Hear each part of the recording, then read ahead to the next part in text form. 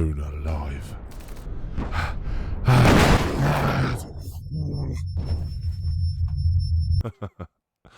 I really like tanks.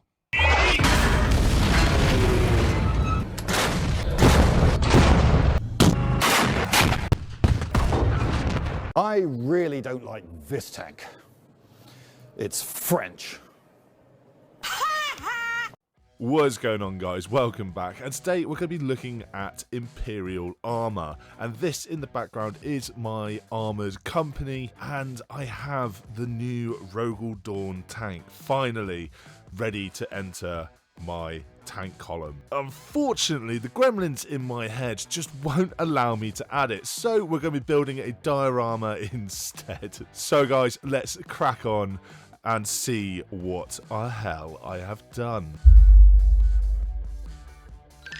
So to start this diorama idea off, I'm going to need a tank. And what I want is to have the turret popping off from the overpressure of the explosion happening inside this tank.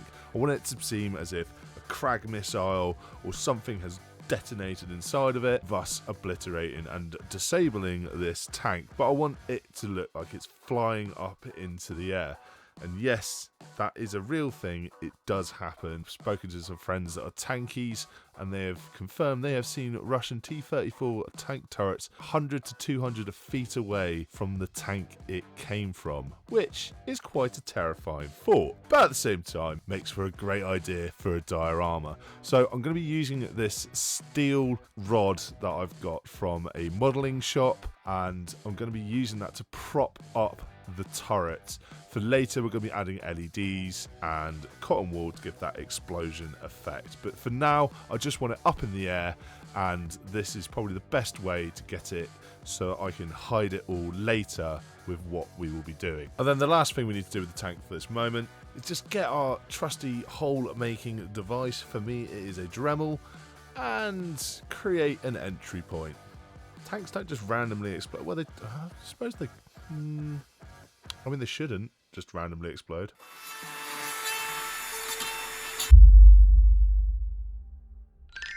So before I go into sort of the history of the Astra Militarum's Imperial armor and how they have grown to be such a formidable fighting force, I'm just going to quickly say that what I'm doing in the background here is just creating my base for the diorama to sit upon, and for that I'm using foam safe PVA glue, foam board and NDF board. So I've got more detail on how I've done this in these videos up the top here. So pretty much all the items that I'm using here I have used in previous videos, and I will have links to everything down below. If it is an Amazon link, it is more than likely going to be an Amazon affiliate link where I get a little kickback at no extra charge to you. So if you want to use those links, please do. If not, you may be able to find these items cheaper elsewhere, but as long as you know what you're looking for, that's the main thing. If I get a little something out of it, then that's happy days for me, and I thank you in advance now. So anyway, and if I think this is the first time I've shelled on this channel, so anyway, so back to what I was saying, but you can pretty much get the gist of what's happening. So let's get on and start talking about Imperial armor. The Astra Militarum is the vast military force of the Imperium of Man. It relies heavily on armoured vehicles to assert its dominance across the galaxy. From the early days of the Great Crusade to the tumultuous conflicts of the present era, the tanks of the Astra Militarum have played a pivotal role in shaping the course of history. In this exploration, we'll delve deep into the origins, evolution and significance of these war machines, examining the diverse array of tank patterns, notable battles, technological achievements, and the indomitable spirit of the tank crews who pilot them. The early days of the Imperium were marked by rapid expansion, conquest as humanity sought to reclaim the stars lost during the Age of Strife, also known as Old Night. Armoured vehicles became essential tools in the grand endeavour, providing firepower and protection on hostile worlds. Among the earliest tank patterns was the Mars-patterned Leman Russ battle tank, a rugged and yet versatile design named after the Primarch of the Space Wolves Legion. With its turret-mounted main battle cannon, hull-mounted heavy bolter and sponsons-mounted weapons, the Leman Russ quickly became a symbol of Imperial might. Accompanying the Leman Russ were other notable tank designs such as the Malkador heavy tank and the Baneblade super heavy tank. The Malkador, with its emphasis on durability, close quarters combat, proved invaluable in urban warfare and siege situations. Meanwhile, the Baneblade, armed with a variety of devastating weapons, served as a mobile fortress capable of laying waste to entire enemy formations. When the galaxy was plunged into darkness during the Horus Heresy, a cataclysmic civil war that shattered the Imperium, armoured warfare played a pivotal role in this conflict, with modified variants of existing tank patterns deployed by both loyalist and traitor forces. Battles such as the Siege of Terra and the Battle of Talan showcased the brutal nature of armoured combat during the turbulent period. Among the iconic tanks of the Horus Heresy was the Fellblade super heavy tank, a formidable war machine armed with turbo laser destroyers and volcano cannons. Used by both loyalist and traitor forces, the Fellblade became synonymous with devastation on the battlefield, capable of turning the tide of battle with its overwhelming firepower. Following the Horus Heresy and the subsequent reunification of the Imperium, the Astra Militarum emerged as a unified military force. Standardized patterns of tanks were produced across numerous forge worlds, each tailored to meet the diverse challenges of warfare. The Leman Russ family of tanks saw the introduction of specialized variants, such as the Leman Russ Executioner, armed with a potent plasma cannon for anti-armor rolls, and the Leman Russ Punisher, equipped with a devastating Punisher Gatling cannon for infantry suppression. It's one way to tell people to fuck off, I suppose. Additionally, the Baneblade variant was built upon, and variants such as the Shadow Sword Super Heavy tank were introduced during this time, designed to serve as a dedicated Titan-killing platform, armed with a massive volcano cannon capable of penetrating even the thickest of armour.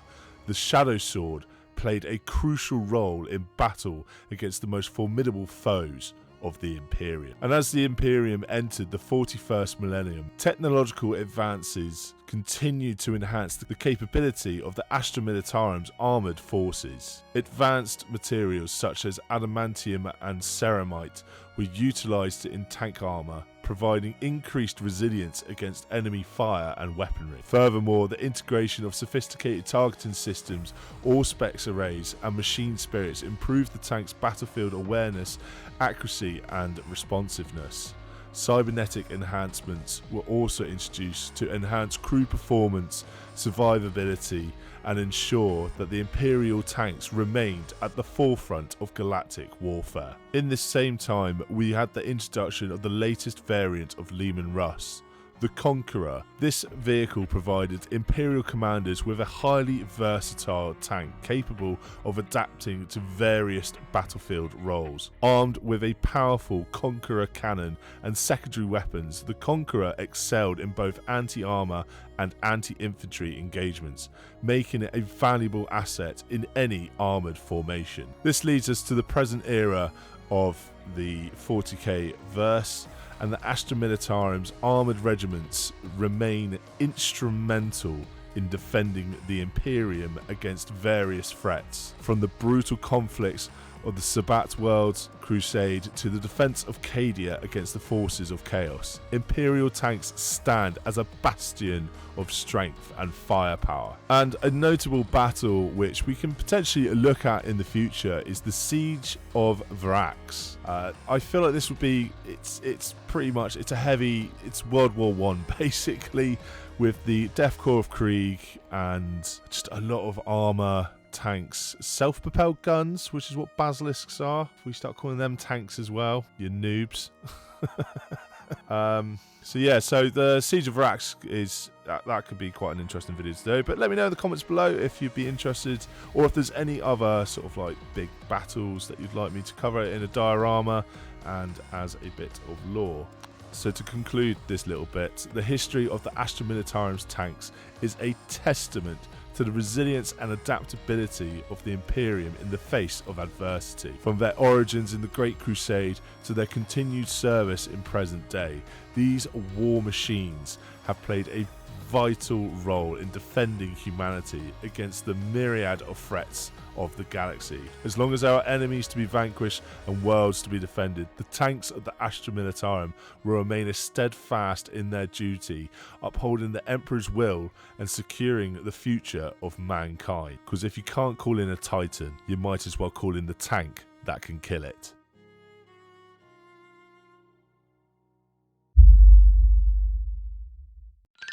Now it is time for one of my favourite parts of diorama buildings, and you may have noted this from other videos that I have done, and that is filling out the world. What does this tank exist in? What is it doing? Where is it operating? What battlefield is it on? And I thought it would be really interesting to do more of an urban combat sort of area with a bit more built up, maybe like in a city or something along those lines. So I know I want to get a building on there, and that is what the triangle next to the wall, I'm going to just say to the backboard, is, but also dead bodies. Dead bodies, I feel, always help sort of depict that grim darkness of the 40k universe, and get some tank traps in there and what I like to call random battlefield debris. So helmets, pouches, weapons, anything sort of along those lines. You know, unexploded ordnance, maybe even exploded ordnance. All these little things that just sort of make you sort of look around with visual interest. That is a really fun part to me, and it is all just as important as your main piece. So on about that is the setting. So I wanted this to be urban, as I've previously stated, and now it's time to build ourselves a building to go in that corner to really sort of give that urban feel to it.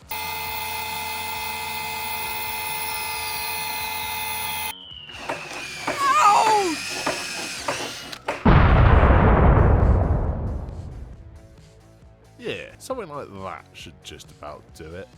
And one of the main reasons why I'm doing a muddy corner is this smart mud is just phenomenal stuff to work with, and I really want to give it another go as I've only used it in one diorama. So I'm having a little corner of a playground or park that is just sort of enveloping the dead and the dying. Really get that grim darkness in there of a patch of mud just devouring the dead.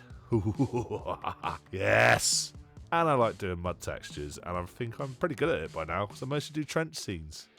Now, in order to make this look like the bombed out corner building of a hab block in the 40k verse, we need to throw this up and throw it together pretty much as cheaply as any other council house that the government have thrown up at the moment. So I've 3D printed myself a little doorway because I couldn't be asked to physically make one. Laziness has caused that. So for the rest of it, we're going to be sort of creating a second floor tier, cutting out some windows, and I want to be able to hide some civilians in here, just like little Easter eggy almost, to sort of make it look like the area hasn't quite been evacuated, but the battle is just raging on around them even though the civilians are still there. And we're just going to finish this up with some destruction, destroying what we've made, basically. Putting some big holes in it, tearing down the corners, and making it look like an absolute shambles. Oh, and don't forget to make yourself a toilet paper throw rug, because no one said a hab can't be a home. Now, I've discovered recently a new black primer, and it is this, the AK Interactive Black Primer, and it is beautiful. It gives a really nice matte finish to everything, and the paint takes to it really well. So if you are in the business for a new primer, I honestly would give this a try. Not sponsored, but I'll put a link to it down below. It'll be an Amazon affiliate link if you want to try it there, or if you want to find it somewhere else for cheaper, again, be my guest, because I've really enjoyed working with this. It goes through my airbrush really well, and it brushes on really well. So it's nice to find a primer where I don't have issues with either of those steps. So one of the best methods to do for painting sort of like large bits of terrain and large parts of the models I build for dioramas and sort of like all the background bits is I like to do it in pretty watered down washes, because it just gets everything covered. These aren't the main points of interest, so they don't have to be the best painted, but doing it this way, it sort of brings them up to a point where they are still at a good standard. I keep everything nice and watery. Once it's dried, I then add either some more of that same colour, or I will go up a colour value to start bringing in some shades and a bit of highlighting to really give it that sort of in-depth look. And then I always finish things off with a nice over sort of brush of dry brushing to really finish off and pick out any detail that we may want to see, because that just gives it that extra level of depth that everybody likes to sort of be able to see when they look at dioramas. And I feel like that's a really easy way of getting this done without fixating too much on the smaller parts of where we want our detail. And talking of detail, in this little burnt out hab unit, I'm going to sort of add a load of rubble, but also I'm going to hide some civilians huddling away, one that's been injured, and just because it's going right up against that backboard, people may not look in there and people might look in there. And for those that decide they're going to have a good look around this diorama, I want to have a little bit of interest for them to find. Like I do in a lot of my dioramas, I just don't tend to point it out as much, but for this I really wanted to get that part in the video just to show you that in empty spaces you can create other little dioramas almost within a diorama, just for any of those nosy snoopy people that like to have a real good look around these things. It's just something nice for them. That's a nice little surprise. And now it's time to try something that I am not very good at all, and that's being an actual artist. I have no idea what I'm doing here, but I want to create a backdrop and I want it to look like a city on fire. Yet that's an interesting concept, so let's give it a go and see how this happens. I feel like that's more fitting instead of just having a blank spare area at the back where you can just see through to wherever. I felt like giving it that backdrop really gives it that special sort of feel to it, that real impending sense of this is part of much larger a battlefield. So let's give it a go. I gave myself a white backdrop and I mostly used inks in the airbrush later when it came to doing the sky, and I once again used that black primer to sort of paint on some destroyed buildings, skyscrapers, and then realised afterwards this probably would have been like a spire hive or just a generic hive, and they probably wouldn't have been skyscrapers. But no, these guys, they had their own Wall Street and trading center. I don't know. Yeah, they got what they got. Okay.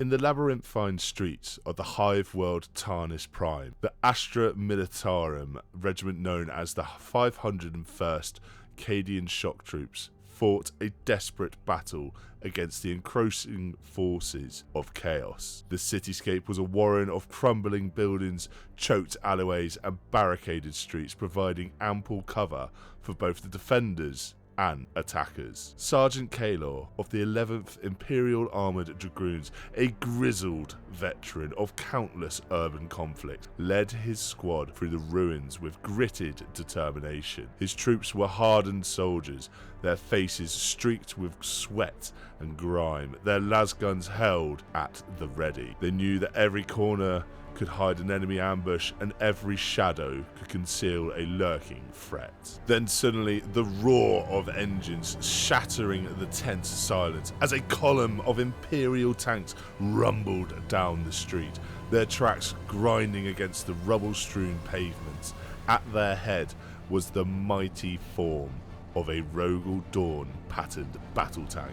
Its hull was adorned with the sacred aquila of the Imperium. The tank, named Black Viper, was a symbol of the Imperium's unfaltering might, its heavy guns capable of reducing enemy fortifications to rubble. But even the mightiest of war machines were not invincible in the crucible of war. As Black Viper rounded a corner, it came under sudden and devastating fire from a hidden enemy position. Plasma bolts streaked through the air, melting through its thick armor. Explosions rocked the tank as las cannons and missile launchers found their mark, sending gouts of flame and smoke billowing into the air. Sergeant Kaylor watched in horror as the Black Viper faltered, its once proud form now a burning wreck.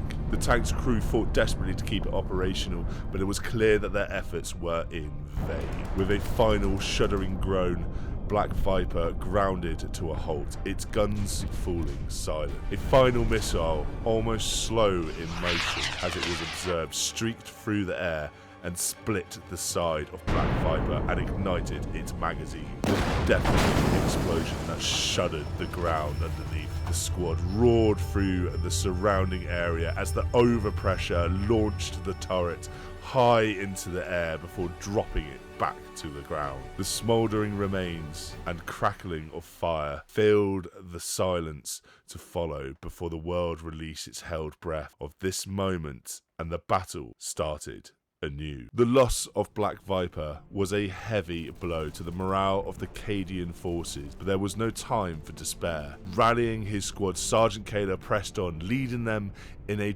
desperate counterattack against the enemy position. Lasgun fire cracked through the air as the Cadians fought tooth and nail to reclaim the ground that they had lost. Afterwards, Sergeant Kaylor surveyed the carnage with a cold fury burning in his eyes, his mind consumed by thoughts of vengeance. Each fallen comrade fueled the flames of his rage, driving him forward with a relentless thirst of retribution. "Listen up, you sorry lot," he growled, his voice a guttural snarl against the backdrop of the destruction. "We may have lost the Black Viper, but by the Emperor, we will have the bastards pay for every drop of blood they spilled this day." His words were met with grim nods of agreement from his men, their faces twisted into masks of determination. With a savage roar, they surged forwards, their weapons raised high, their hearts filled with a primal lust for violence. As they plunged back into the fray, the streets of Tarnis Prime ran red with the blood of the enemies and the defenders. They fought with a brutal efficiency, their lasguns blazing, their bayonets dripping with gore. The screams of the dying echoed through the ruins, a symphony of agony that served as a grim reminder of the price of victory in the grim darkness of the far future. But still they fought on, fueled by a savage hunger for vengeance and the knowledge that this brutal universe, only the strong would survive to claim their rightful place among the stars, and they needed his angels to arrive.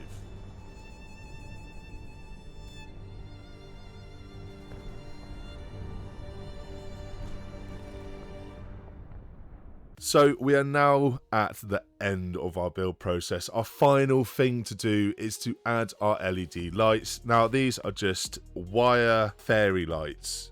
if you want to type those into Amazon, eBay, wherever, go down your local shop, that's what you'll be looking for if you're after these sort of lights. We can upgrade this, we could go for some brighter lights, but for this build I just want to experiment with these fairy lights because I've not really used these sorts before, and it's just nice for me to get a feel for different build materials. So we're gonna get that in, we're gonna get those all wrapped up, poking out of the holes that we need them poke them out of, wrapped around that center column where that main beam of fire is going to be from that overpressure from the explosion, and then wrap it all up in cotton wool. And that's not just to keep it safe, but that's to give it that impression of an explosion of fire happening. And then get our airbrush out, or well, I'll get my airbrush out and just paint it in colors using inks, give it that fiery look even when it's turned off, and also to help exaggerate those colors when they filter through the cotton wool. And now guys, before we go on to the very end where we see the glamour shots, the pretty ahs, just remember, if you've enjoyed this video, please like and subscribe. That helps the channel out massively. Also, just remember, down in the description there are affiliate links. If you want to use them, please do. If not, at least find out what the product is that you're after and then go find it cheaper elsewhere, which I'm sure you can do. Amazon isn't normally the cheapest place, but if you buy it there, I get a little kickback at no extra cost to you. And also there is a link to support me directly via Buy Me a Coffee. It's a one-off subscriptionless donation to me, just helps me sort of look to the future and be able to do bigger and better projects if you so choose to help me. So anyway guys, if you've enjoyed the video, I'm sure you know someone else that will enjoy the video, and I will see you in the next one.